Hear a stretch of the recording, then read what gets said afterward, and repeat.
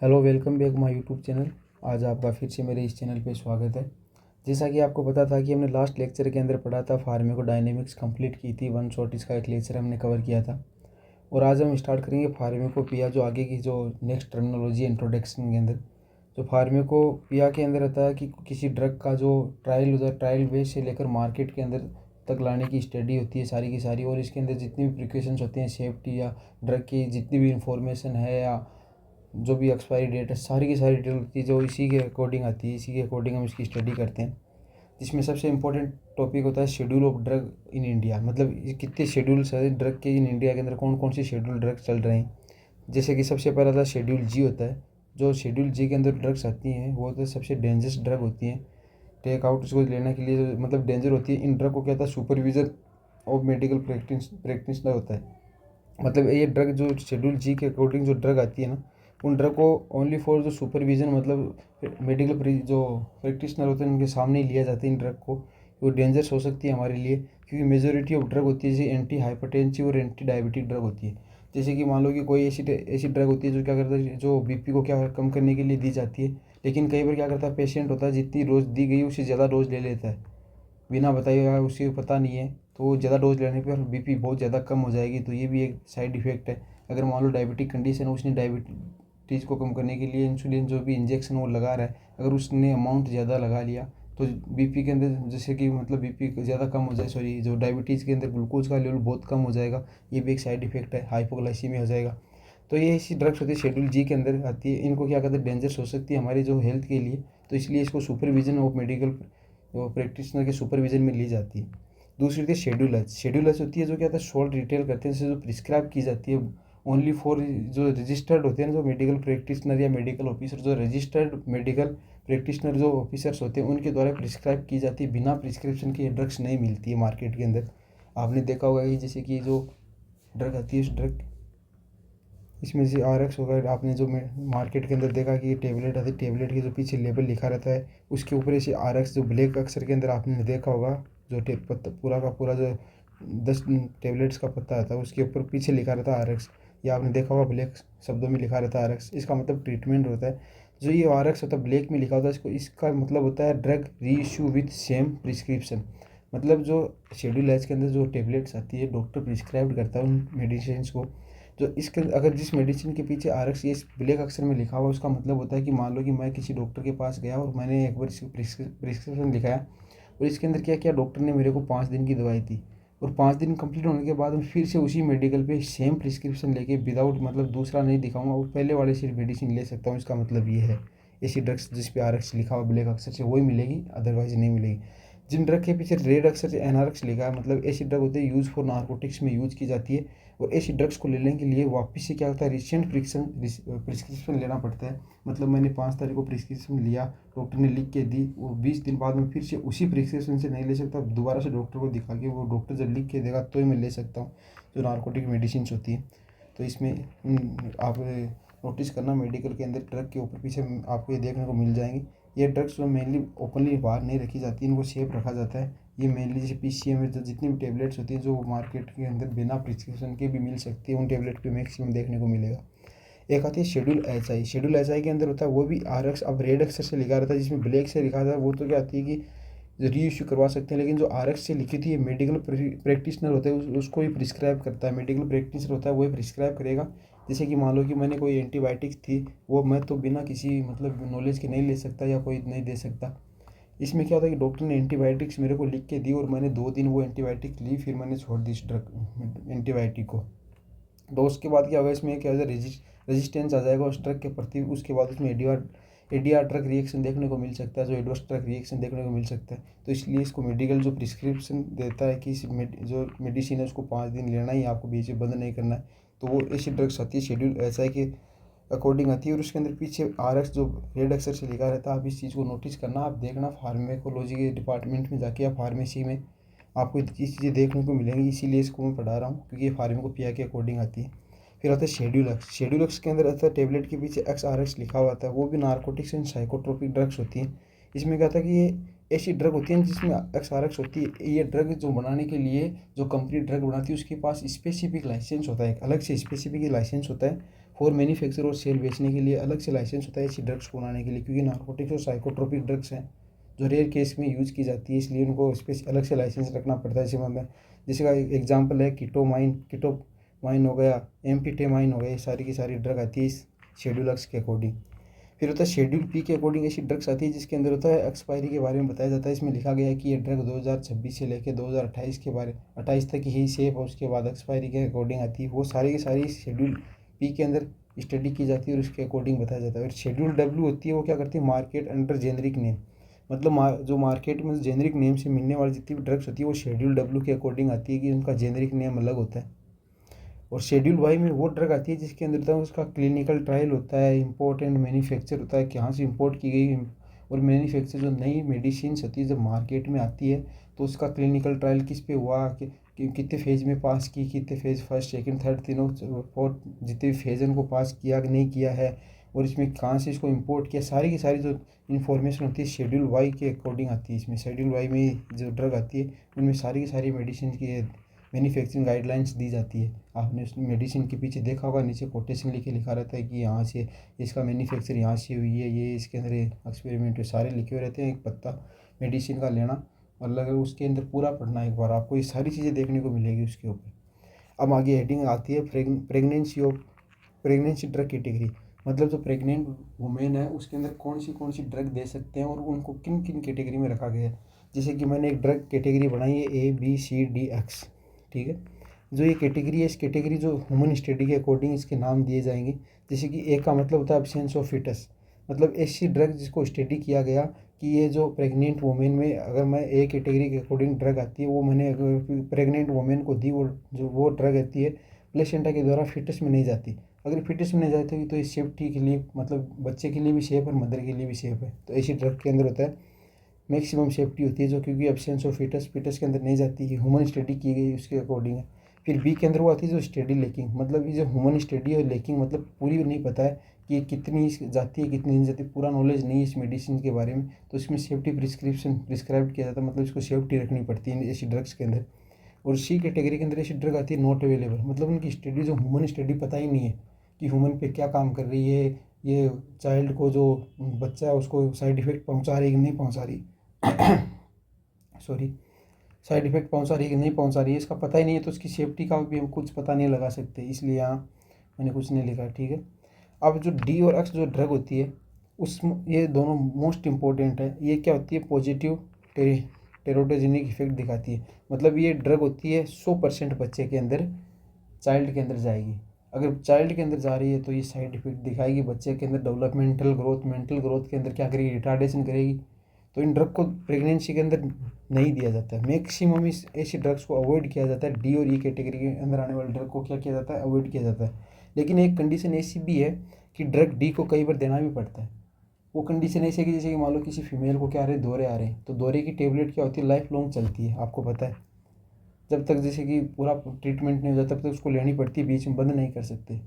तो जो दौरे आ रहे हैं तो उस कंडीशन में क्या होता है कि ये ड्रग वुमेन को प्रेगनेंसी में भी देनी पड़ती है। अगर नहीं देंगे तो दौरे आने के कारण वुमेन गिर सकती है और प्रेगनेंसी में क्या हो सकता है, उसका अबॉर्शन करवाना पड़ सकता है, बच्चा गिर भी सकता है, ये चीज़ें। तो वहाँ रिस्क ज़्यादा होगा, तो जहाँ रिस्क की कंडीशन ज़्यादा होगी तो उस कंडीशन में क्या करेंगे, यूज़ ऑफ बेनिफिट, हम हमारा बेनिफिट देखने के लिए अगर हमारा उस कंडीशन में फ़ायदा ज़्यादा हो रहा है कि कोई प्रेग्नेंट लेडी है और इस ड्रग से देने से उस लेडी को फ़ायदा हो रहा है तो वो ड्रग हम देंगे। मतलब जो डी कैटेगरी के अंदर आती है वो ड्रग हम प्रेग्नेंट वुमेन को देते भी है। वो कंडीशन पे डिपेंड करता है कि कितनी बेनिफिट या रिस्क कंडीशन है कि इस बच्चे और उसकी मदर दोनों को नुकसान होगा, तो उस कंडीशन में हम उसको दे देंगे। अगर मान लो कि कोई छोटी मोटी माइनर चीज़ें हैं कि इसमें कोई दिक्कत नहीं है तो इसमें अवॉइड करने की कोशिश करेंगे, लेकिन हम देंगे। इसकी जो एक मेडिसिन आती है वालपोरेट, जो दौरे के लिए दी जाती है, इस मेडिसिन के लिए ये यहाँ पर यूज़ की जाती है।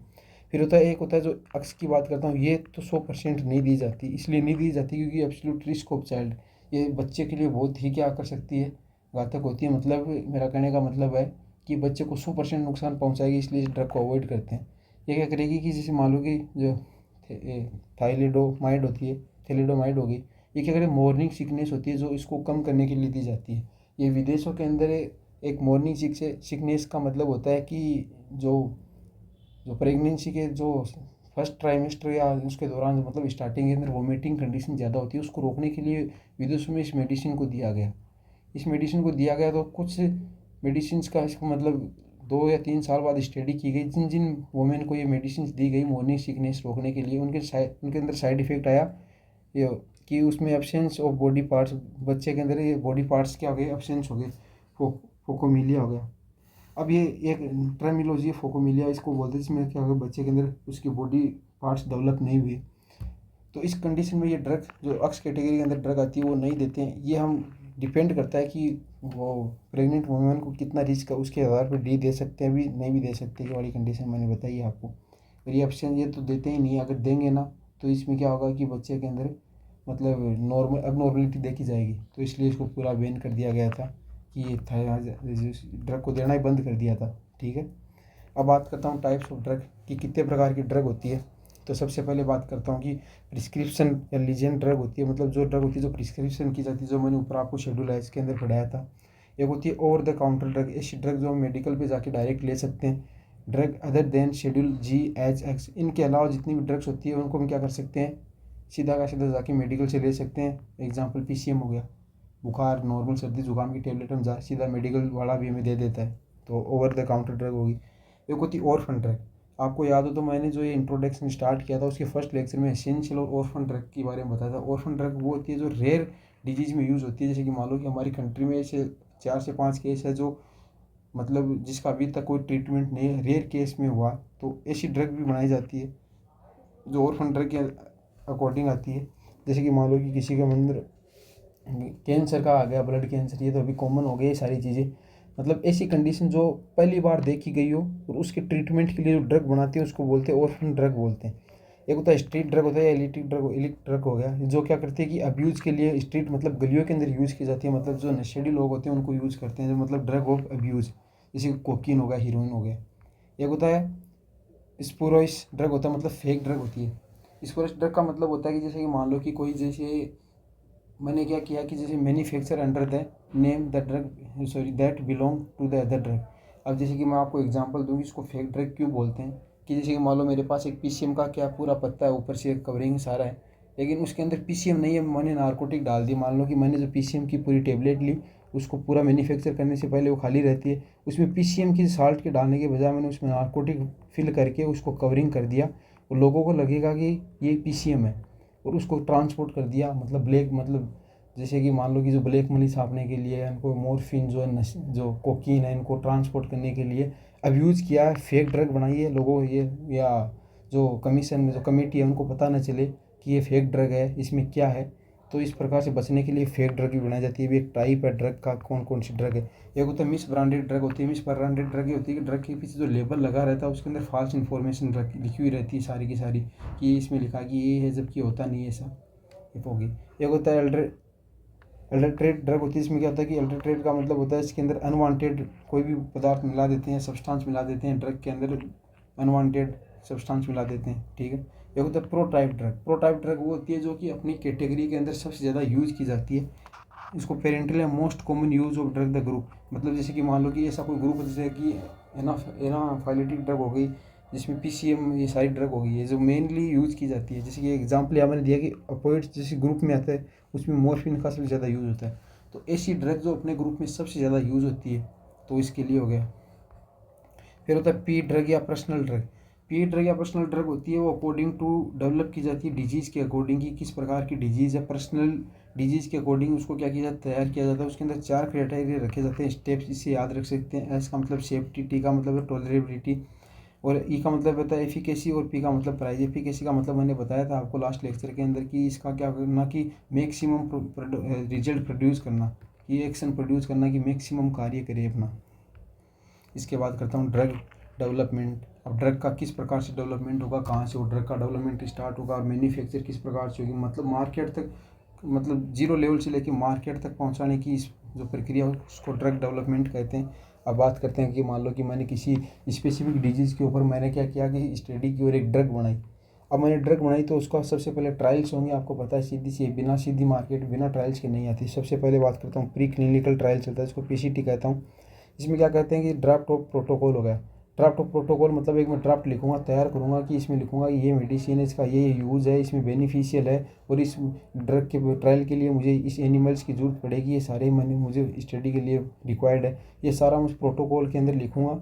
लिखने के बाद मैं क्या करूँगा, सबमिट करूँगा कि मैंने यहाँ अगर एनिमल्स का रेफरेंस दिया तो एनिमल एथिकल कमेटी को दूंगा कि मुझे इतने एनिमल्स चाहिए इस ड्रग की स्टडी के लिए, तो वो वहाँ से अप्रूवल होगा। उसके बाद कंडक्ट करेंगे पीसीटी मतलब प्री क्लिनिकल ट्रायल।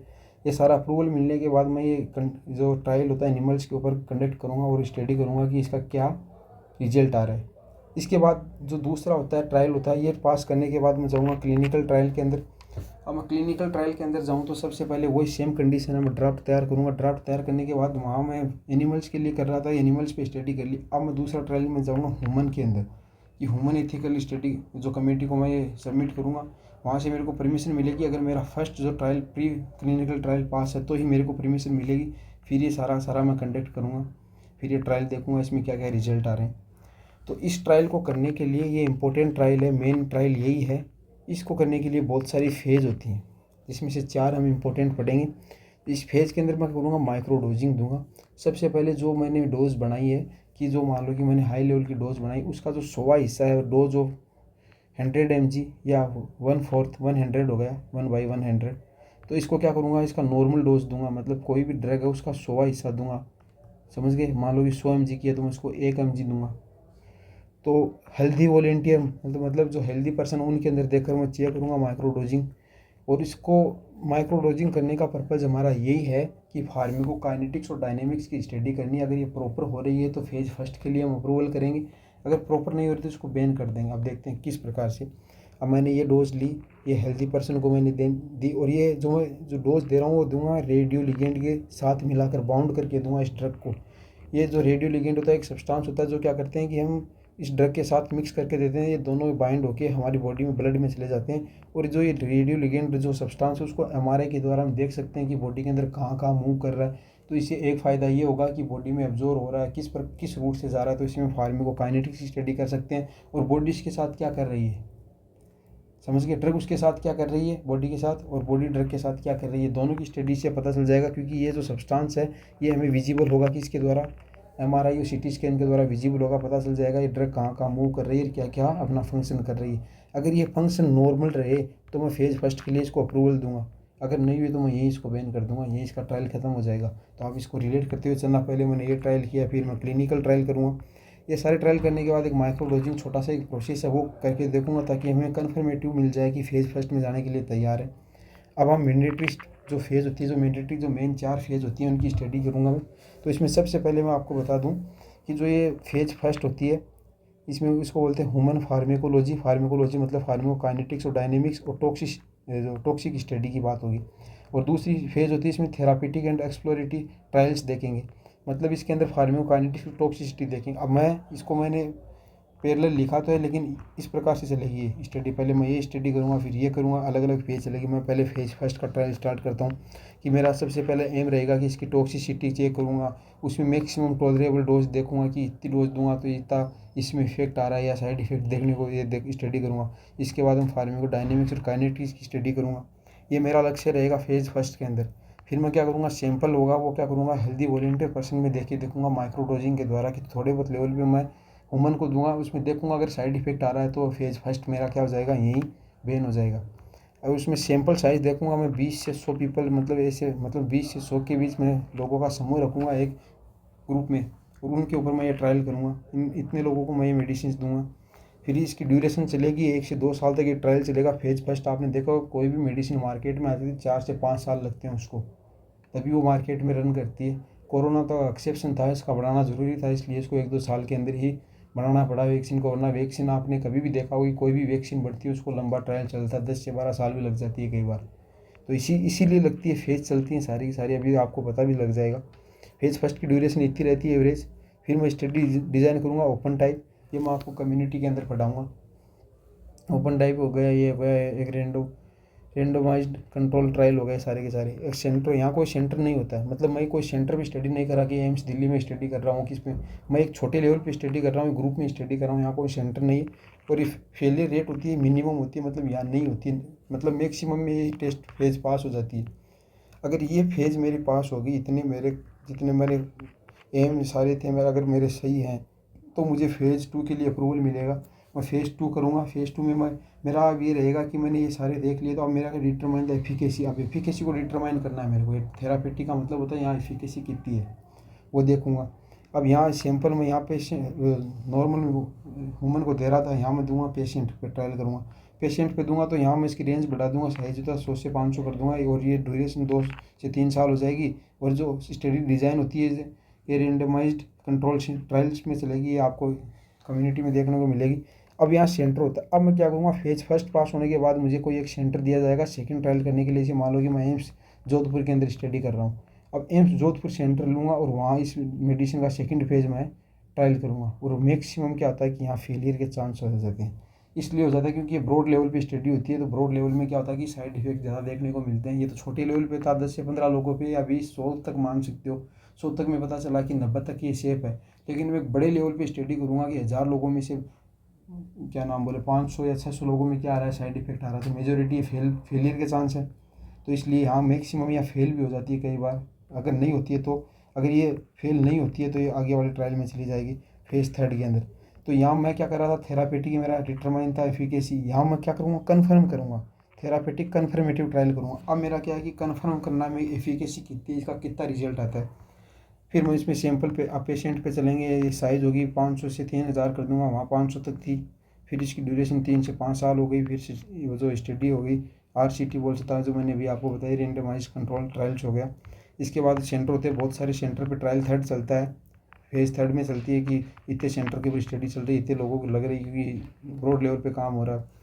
इतने में होने के बाद मैं इसमें आगे करूँगा कि जो पोस्ट मार्केटिंग सर्विलेंस होगा, कि इसमें सबसे पहले पोस्ट मार्केटिंग सर्विलेंस में क्या होगा कि मेरा टारगेट ये रहेगा कि to determine to adverse effect and rare adverse effect. अब मेरा क्या है कि इतना सब ट्रायल होने के बाद फोर्थ फेज़ के अंदर जाऊंगा, तो अब मुझे ये देखना है इसके कोई साइड इफेक्ट तो नहीं आ रहा, या मतलब रेयर केस में कोई साइड इफेक्ट भी नहीं देखने को मिल रहा। अब ये जो फोर्थ ट्रायल चलेगा वो चलेगा पब्लिक के ऊपर, इसलिए बोला सर्विलेंस मतलब मार्केट के अंदर चलेगा। ये फोर्थ ट्रायल हमारे ऊपर चलेगा, सीधी मार्केट में आ जाती है फोर्थ ट्रायल के अंदर ये मेडिसिन। वहाँ स्टडी चलेगी मेनी थाउजेंड्स। इसमें क्या होगा, सैंपल साइज होगी, बहुत सारे लोगों की स्टडी होगी, मतलब हमारे पे चल रही है। तो यहाँ नोट स्पेसिफिक कोई सेंटर या ड्यूरेशन इसकी सॉरी स्पेसिफिक नहीं है, 5 भी साल लग सकती है, 10 साल भी लग सकती है।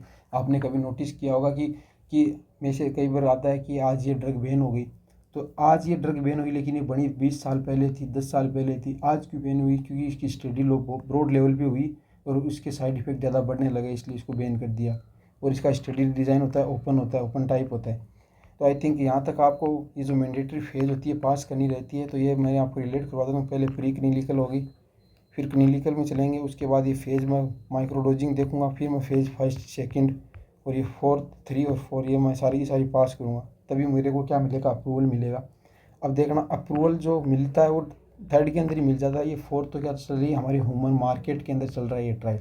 यहाँ तक तो अप्रूवल चलता है एक मेडिकल रिकॉर्ड के अंदर चलता है, सारा का सारा हॉस्पिटल के अंदर ही, यहाँ सेंटर के अंदर ही चलता है। ये जो ट्रायल चल रहा है फोर्थ फेज चल रही है, वो क्या चल रही है, ये पब्लिक के ऊपर चल रही है। तो इसलिए बोला कि अप्रूवल थर्ड में अप्रूवल मिल जाता है कि ठीक है मार्केट में बेच दो दवाई को, तो यहाँ पर अप्रूवल मिल जाता है। अब एक जो ये दिया गया पेशेंट फॉर टॉक्सिक ड्रग, अगर मान लो को कोई ड्रग वो टॉक्सिक लेवल की, जैसे HIV एंटी कैंसर, ये दो ड्रग हैं ये टॉक्सिक है, तो ऐसी कंडीशन में जो फेज़ 1 सेकंड होती है वो जो मतलब दोनों पैरेलल चलती है, यूज़ फॉर ओनली पेशेंट। अब मैंने ओनली पेशेंट इसलिए लिखा है, देखो अब यहाँ रिलेट करवाता हूँ। अगर ये टॉक्सिसिटी ज़्यादा हुई ना, तो यहाँ मैं हेल्दी पर्सन पे इसको मैं ट्रायल नहीं करूँगा, यहाँ भी मैं किसको दूंगा, पेशेंट को दूंगा, और यहाँ भी पेशेंट को दूंगा। यही बात बोली है देखो, अगर कोई ड्रग की टॉक्सिसिटी ज़्यादा है तो मैं ये पेशेंट को वुमन को नहीं दूंगा, जो क्या हेल्दी पर्सन को नहीं दूंगा, ओनली फॉर किसको दूंगा, पेशेंट को ही दूंगा।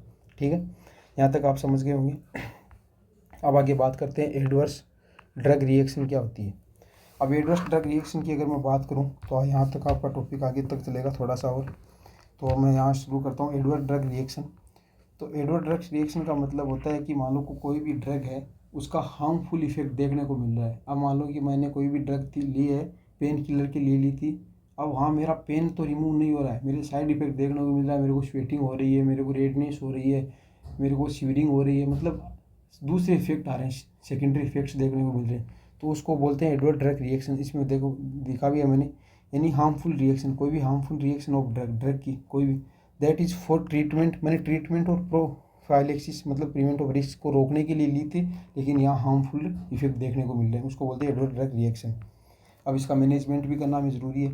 तो मैनेजमेंट सबसे पहला है कि इसका ट्रीटमेंट करेंगे, जो रिएक्शन हो रही है उसका ट्रीटमेंट करेंगे।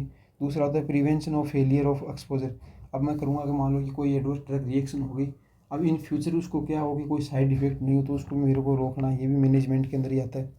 फिर बात करता हूँ टाइप्स ऑफ ADR, मतलब ये जो इतनी प्रकार की हमारी बॉडी में रिएक्शंस हो सकती है। ADR मतलब इतने प्रकार के साइड इफेक्ट की रिएक्शन हमारी बॉडी में देखने को मिल सकती है, एडवर्स ड्रग रिएक्शन।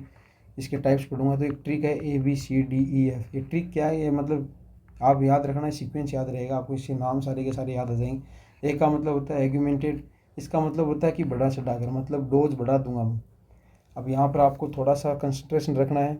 आप देखना कि मान लो डोज डिपेंडेंट, जो इस कैटेगरी के अंदर जो रिएक्शंस के अंदर एगुमेंटेड ड्रग्स होती हैं, इसमें क्या होता है कि ये डोज डिपेंडेंट होती है, मतलब डोज पे डिपेंड करती है।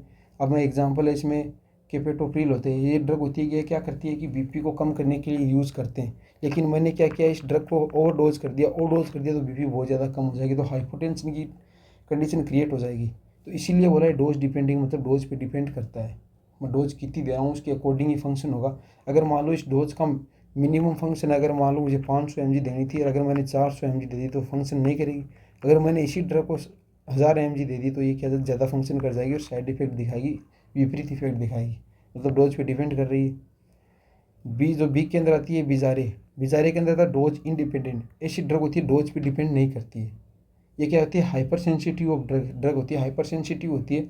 इसका मतलब ये है कि मान लो कि मुझे 5 mg ड्रग मिनिमम चाहिए थी, कि 5 mg ड्रग चाहिए थी बॉडी में फंक्शन करवाने के लिए, लेकिन मैंने वहाँ 2 mg या 3 mg दी, तो ये 2 या 3 mg अपना काम कर देगी, 5 mg का कर देगी, क्योंकि हाइपर सेंसिटिव होती है। तो ये डोज इंडिपेंडेंट होती है। अब यहाँ डोज का कोई रेशियो नहीं है, मैंने मुझे 5 देनी थी, मैंने 4 दे दी, तो 4 दी तो भी काम हो जाएगा, अगर 6 दी तो भी काम हो जाएगा, 7 दी तो भी काम हो जाएगा। ये डोज बढ़ा रहा हूँ, काम तो होगा, टॉक्सिसिटी भी हो गया, ये सब में होगा। टॉक्सिसिटी तो कॉमन चीज़ है, हर हर कैटेगरी में टॉक्सिसिटी होगी, टॉक्सिसिटी तो होनी है। ड्रग आप खाओगे तो टॉक्सिसिटी होगी, तो कॉमन सी बात है। लेकिन मैं ट्रीटमेंट के नज़रिए से बता रहा हूँ कि अगर मान लो मैंने 4 mg दी तो भी काम करेगी जाएगी, 8 mg दी तो भी ये काम कर देगी, तो इसलिए इंडिपेंडेंट होती है, सॉरी कहाँ, इंडिपेंडेंट होती है, ठीक है। तीसरी होती है क्रोनिक। क्रोनिक मतलब ड्यूरेशन भी इसमें ऐड हो जाती है। अगर मान लो मैं कोई टेबलेट लंबे समय से ले रहा हूँ तो उसका भी साइड इफेक्ट आएगा, तो ये बात है, डोज और ड्यूरेशन का भी डिपेंड करती है। एक होता है डिलेड। अगर मान लो मैंने कोई जो ड्रग ले रहा था वो डिलेड मतलब बीच में बंद कर दी, अब बंद करने के बाद अगर दोबारा से स्टार्ट करूँगा तो इसमें क्या देखने को मिलेगा, मेरे टेरोटोजेनिसिटी के जो इफेक्ट होंगे वो देखने को मिलेंगे, मतलब इसमें अलग इफेक्ट देखने को मिलेंगे, ठीक है। और अगर मान लो कि एंड ऑफ यूज़, अगर ई के अंदर आता है एंड ऑफ यूज़, ऐसी ड्रग जो मैंने क्या की, बंद कर दी अचानक से, तो क्या होगा, विड्रोल सिंड्रोम देखने को मिलेंगे, बंद करने के बाद उसके सिम्टम्स पता चलेंगे। मैं आपको एग्जांपल देता हूँ, मान लो कोई ड्रिंकिंग करने वाला व्यक्ति है, वो रोज़ ड्रिंकिंग करता है, और एक बार मैंने क्या किया कि उस बंदे को मैंने एक रूम में बंद कर दिया, और उसकी जो ड्रिंकिंग थी, वो मतलब दारू पी रहा था, उसको एकदम से बंद कर दिया मैंने।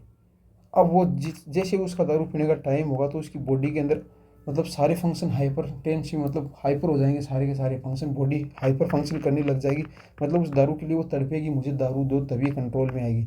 तो आई थिंक ये चीज़ यहाँ रिलेट कर रही हूँ कि अगर मान लो मैंने उस चीज़ को विड्रॉल बंद कर दिया, तो जैसे कि एफोइड है, नारकोटिक्स है, ये सारी ड्रग्स लेते हैं, नशे नशे करते हैं जो लोग, अगर उनमें अचानक से बंद कर दूँ तो वो पागलों की तरह कैसे करने लग जाते हैं, वो इसी के अंदर साइड इफेक्ट देखने को मिलते हैं, एडवर्स ड्रग रिएक्शन आती है।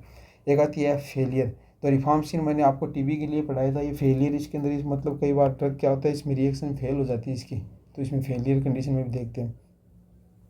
तो ये सारी की सारी ड्रग की क्या टाइप्स हो गई, एडीआर ड्रग रिएक्शन के टाइप कौन कौन से आपको याद रखने हैं। अब बात करता हूँ ड्रग इंड्यूस हाइपर सेंसिटिविटी।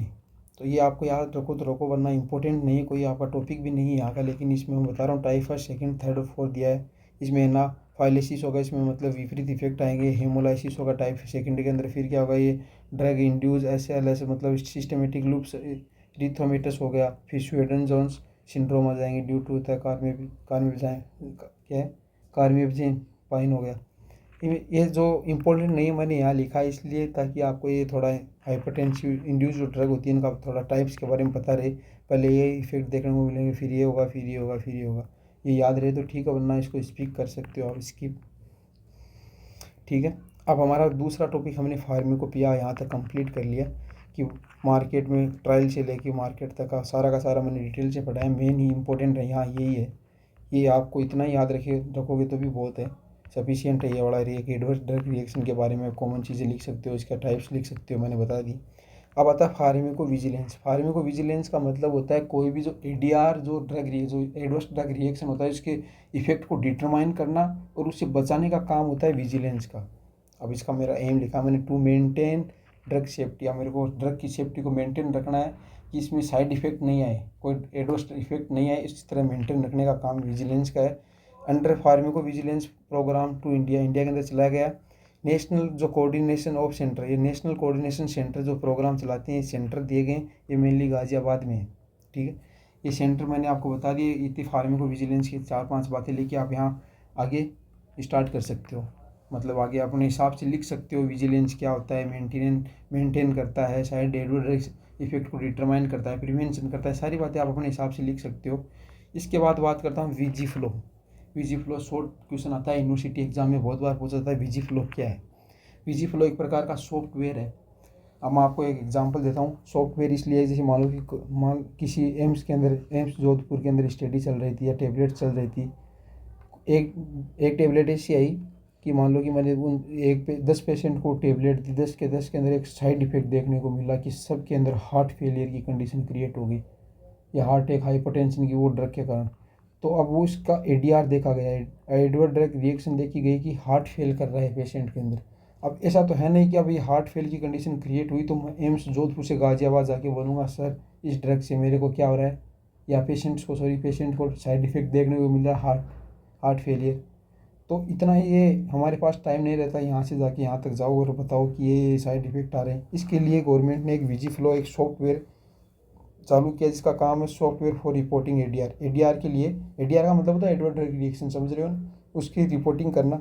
अब मान लो कि एम्स जोधपुर के अंदर एक केस है तो एम्स जोधपुर के हॉस्पिटल के अंदर आपको विजी फ्लो एक सॉफ्टवेयर मिलेगा, वहाँ पर सारी डिटेल फिल करके हम सबमिट कर देंगे तो सीधा का सीधा ये इन्फॉर्मेशन एनसीसी मतलब ये यहाँ पहुँच जाएगी गाजियाबाद के पास।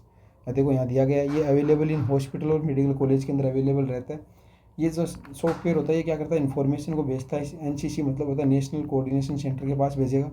यहाँ भेजने के बाद होता है इसके ये जो सेंटर होता है ये भेजेगा इसको, मतलब जो नेशनल सेंटर गाजियाबाद में पहुँच गई। अब गाजियाबाद से सेंट्रल लेवल पे जाएगी इन्फॉर्मेशन, ये खुद यहाँ से इन्फॉर्मेशन यहाँ भेजेगा central drug standard control organisation, इसके पास भेजेगा। ये अब क्या करेगा, यहाँ सेंटर के अंदर ये इसका इन्फॉर्मेशन पहुँच चुकी है, फिर इस स्टडी के द्वारा इसको पता चला, फिर ड्रग को बैन कर देंगे और वहाँ के डॉक्टर और हॉस्पिटल में इन्फॉर्मेशन दे देंगे इंडिया के कि ये ड्रग बैन हो गई, आज के बाद इसका यूज़ नहीं करना है।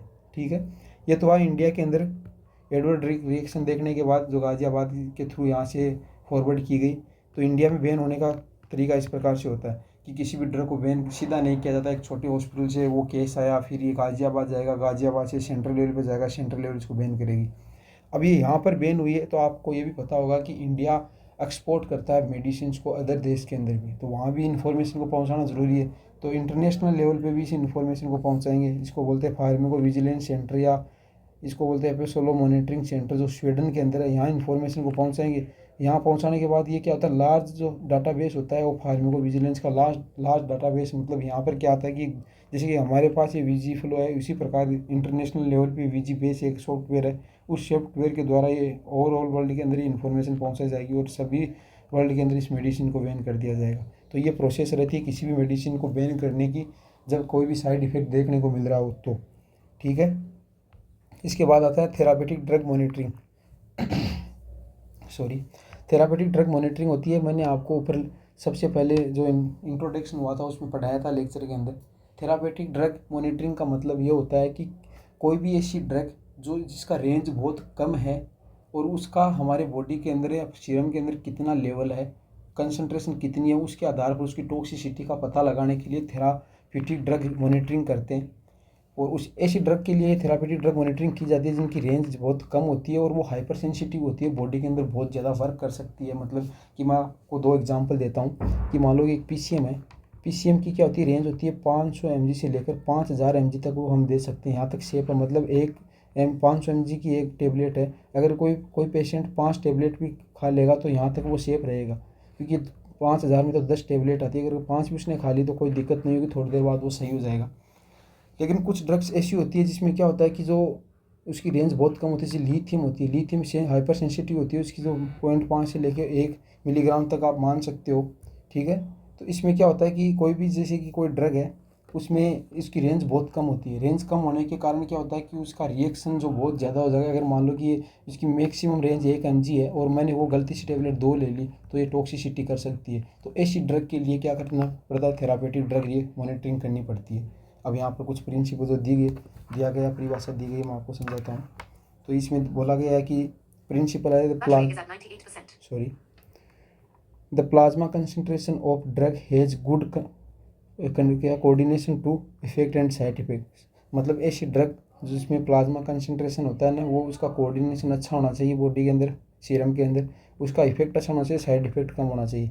तो ऐसी ड्रग्स के लिए ये प्रिंसिपल है, उसमें ये जो इसको शॉर्ट में लिखूँगा TDM, ठीक है, थेरापेटिक ड्रग मॉनिटरिंग, ये करेंगे। अब इसमें इंडिकेशंस दिए गए हैं कुछ, जैसे मान लो clinical effect of drug is not quantifiable. तो इसमें ये क्या बोला कि अगर मान लो कोई क्लिनिकल इफेक्ट है, जो इसका इफेक्ट नहीं पता, मान लो कोई ड्रग है, किसी ड्रग के बारे में नहीं पता इसकी कितनी रेंज है, कितनी रेंज तक ये सेफ है, इसका मतलब हमें क्वालिफाइडेबल मतलब अच्छे तरीके से नहीं पता है कि इसका कितना हमें अमाउंट या डोज लेनी है, ये अगर पता नहीं है तो उस कंडीशन में हम TDM करते हैं। TDM करके चेक करते हैं कि ब्लड के अंदर इस ड्रग का कितना लेवल सेफ है या नहीं है, ये सारा का सारा कंसनट्रेशन चेक की जाती है, उस कंडीशन में TDM करेंगे।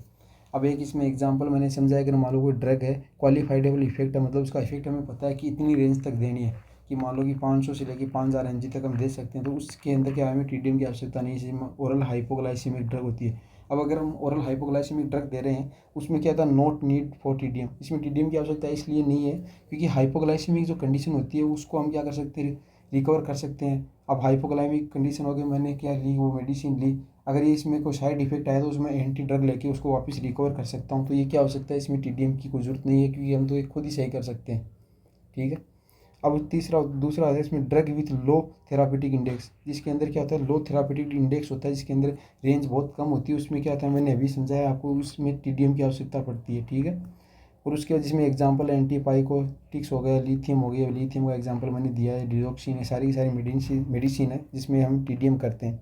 फिर थर्ड में आता है ड्रग विथ वेरिएबल मेटाबॉलिज्म, जिसमें क्या होता है कि मेटाबॉलिज्म वेरिएबल होता है, कि कई बार मेटाबॉलिज्म ड्रग का अमाउंट बढ़ाने से गड़बड़ा जाता है, तो उस कंडीशन में क्या होता है, रिक्वायर्ड TDM होती है। अब मान लो कि कोई ऐसी मेडिसिन थी कि मैंने ली और उसके मैंने 2 टेबलेट एक्स्ट्रा ले ली, तो मेरे को टॉक्सिसिटी होगी और मेटाबॉलिज्म गड़बड़ा गया, और इसमें क्या हो गया कि पेरिस्टालसिस मूवमेंट बढ़ गए, आई थिंक मेटाबॉलिज्म से संबंधित कोई भी कंडीशन क्रिएट हो गई।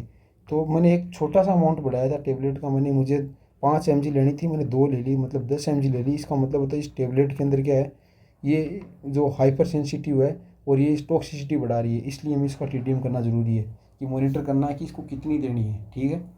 और फोर्थ लास्ट है to prevent limit damage of organ और फिटनेस, और ये ऑर्गन के डैमेज होने से बचाने के लिए भी इस ड्रग को देते हैं। तो आई थिंक यहाँ तक हमारा जो इंट्रोडक्शन चैप्टर है आज पूरा कंप्लीट होता है। अब नेक्स्ट यूनिट हम स्टार्ट करेंगे कल से। तो आई थिंक मैंने मेरा 100% एफर्ट दिया है और आपको यहाँ तक बहुत अच्छे से समझ में आया होगा। तो थैंक यू। अगर आपको कोई चीज़ यहाँ समझ में नहीं आए तो प्लीज़ कमेंट करें और वीडियो को लाइक और शेयर करें। थैंक यू और सब्सक्राइब करें, ताकि मैं आगे इससे मोटिवेट होकर अच्छे अच्छे वीडियो और बनाऊं। और कोई भी किसी भी चीज़ पे आपको नहीं आ रहा है, कमेंट करना एक बार, ताकि मुझे भी पता चले कि किस चीज़ पर आपको प्रॉब्लम आ रही है और किस चीज़ में मैं नहीं पढ़ा पा रहा। अच्छा, ये भी आप कमेंट करें कि ये चीज़ आपकी सही नहीं है, तो मैं उसमें इम्प्रूव कर पाऊँ। Thank you.